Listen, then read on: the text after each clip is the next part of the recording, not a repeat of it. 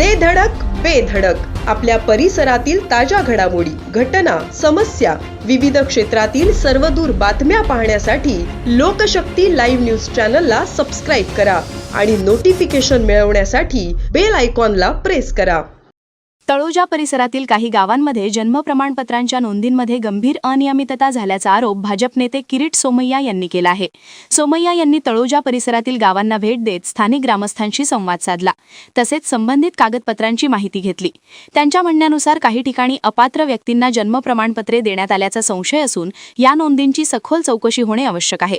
संबंधित प्रमाणपत्रांपैकी काही नावे मतदार यादीत समाविष्ट असण्याची शक्यता त्यांनी व्यक्त केली। या पार्श्वभूमीवर इलेक्शन कमिशननेही या प्रकरणात लक्ष घालावे अशी मागणी त्यांनी केली आहे। दरम्यान स्थानिक प्रशासन व पनवेल पोलिसांनी प्रकरणाची प्राथमिक पडताळणी सुरू केल्याची माहिती समोर आली आहे। अधिकृत तपासाअंतीच वस्तुस्थिती स्पष्ट होईल असे प्रशासनाकडून सांगण्यात आले। या आरोपांमुळे तळोजा परिसरात राजकीय वातावरण तापले असून नागरिकत्व आणि जन्म नोंदणी प्रक्रियेबाबत व्यापक चर्चा सुरू झाली आहे। येत्या काही दिवसात चौकशी अहवाल समोर आल्यानंतर या प्रकरणात अधिक स्पष्टता येण्याची अपेक्षा व्यक्त केली जात आहे। देशी अपात्र लोकांचा जन्म प्रमाणपत्र घोटाळा आता येथे पनवेल तालुक्यात वळप गावात पण सापडला आहे। 2667 लोकांनी बाहेरच्या बाहेर आपल्या जन्माच्या नावाची नोंदणी करून जन्म प्रमाणपत्र घेऊन गायब झालेले आहेत। आज इथे सगळे आरोग्य अधिकारी, बाकी सगळे अधिकारी, पोलीस अधिकारी चौकशी झाली आहेत।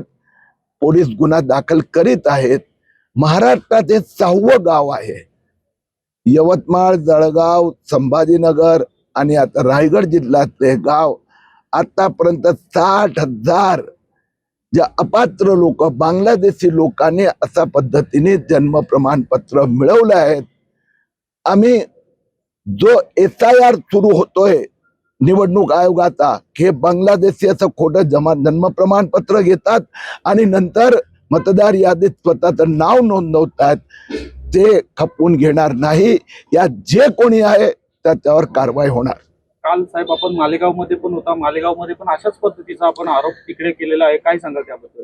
मालेगाव मध्ये आतापर्यंत 4400 आता बनावटीने जन्म प्रमाणपत्र प्राप्त केले, ते सगळे रद्द झाले। काल पोलीस अधिकाऱ्यांनी मला सांगितलं की यापैकी 1083 लोकांवर गुन्हा दाखल करण्यात आलेला आहे।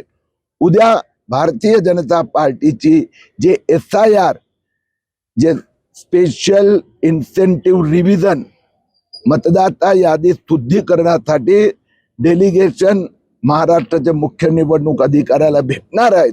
या सगळ्यांची यादी त्यांना देणार, यांचं नाव मतदार यादीतून काढून टाकलं। आता हे तर पहिलं सापडलं आहे की 2666 बोगस जन्म प्रमाणपत्र घेतले, त्यांनी निश्चितपणे मतदार यादीत कुठे ना कुठे नाव नोंदवलं असेल। आजचा पण पुरावा आम्ही उद्या निवडणूक आयोगाला देणार। लोकशक्ती लाईव्ह साठी दीपक कांबळे, खारघर। अशाच सच्चाई दर्शवणाऱ्या बातम्या पाहण्यासाठी लोकशक्ती लाईव्ह न्यूज चॅनलला लाईक करा, शेअर करा आणि सबस्क्राईब करा।